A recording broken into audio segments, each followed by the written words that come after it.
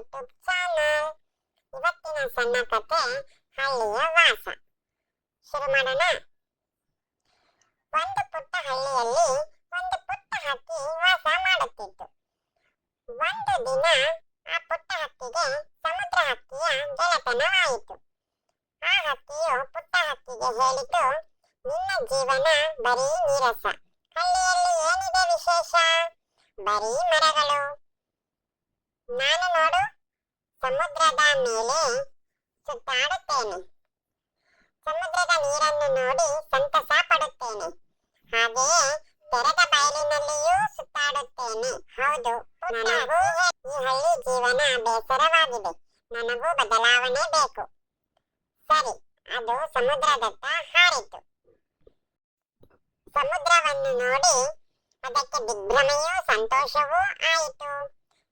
ತುಂಬಾ ಸಮಯ ಹಾರಿದಾಗ ಅದಕ್ಕೆ ಆಯಾಸವಾಯಿತು. ಆದರೆ ಕುಳಿತುಕೊಳ್ಳಲು ಎಲ್ಲಿ ಸ್ಥಳವೂ ಇರಲಿಲ್ಲ. ತಿನ್ನಲು ಎಲ್ಲಿಯೂ ಆಹಾರವೂ ಇರಲಿಲ್ಲ. ಕೊನೆಗೆ ಒಂದು ಹಡಗಿನ ಪಟಸ್ತಂಭದ ಮೇಲೆ ಕುಳಿತಿತು.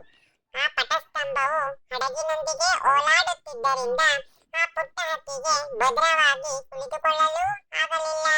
ಅದು ಕಾಡಿನ ಮರವಾಗಿದ್ದರೆ ಎಷ್ಟೋ ವಾಸಿ ಎಂದುಕೊಂಡಿತು. ಅಲ್ಲದೆ ಆ ಸಮುದ್ರದ ಮೀನಿನ ರುಚಿಯೂ ಕೂಡ ಅದಕ್ಕೆ ಇರಿಸಲಿಲ್ಲ.